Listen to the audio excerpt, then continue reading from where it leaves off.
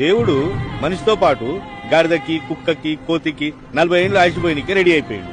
అప్పుడు కుక్క దేవుడా దేవుడా అసలే కుక్క బతుకు, రోడ్డు మీద తన్నులు తినుకుంటా బతకాలే, 40 ఏళ్ళు వద్దు, 20 ఏళ్ళు వాపస్ తీసుకో చాలు అన్నది. అప్పుడు దేవుడు ఓకే చేసిండు, కుక్క థ్యాంక్స్ చెప్పింది. మరి గాడిద సేమ్ టు సేమ్ దేవుడా దేవుడా మూటలు మోసే గాడిద బతుకు 40 ఏళ్ళు అవసరమా అన్నది. 20 ఏళ్ళు వాపస్ తీసుకో అన్నది.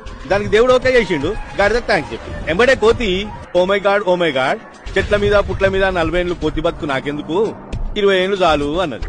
దానికి దేవుడు ఓకే చేసిండు, కోతి కూడా థ్యాంక్స్ చెప్పింది. ఇక ఈ మనిషిగాడు ఉన్నాడు కదా, నువ్వు ఇచ్చిన ఈ 40 ఏళ్ళు ఏం సరిపోతాయి, దేవుడా నా కూటా పెంచని కాళ్ళు విసుకుడు మొదలు పెట్టిండు.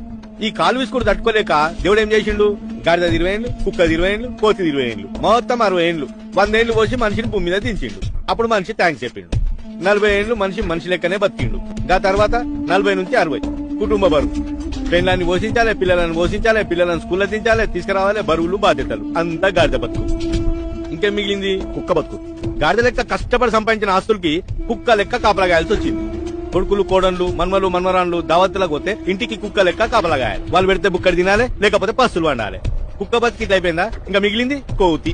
80 నుంచి 100. కన్ను కనబడక, చెవులు వినబడక, ముడతల తోలు, బిత్తర చూపులు, చెంపలు లొట్టలు పోయి, నడుము వంగిపోయి, ఏ ఇంట్లోకి ఓడొచ్చిండో తెలియదు, ఎవడు పోయిండో తెలియదు, ఏమి పీకలేక ముచ్చు ముఖం వేసుకొని 100 ఏళ్ళకి రావాలి.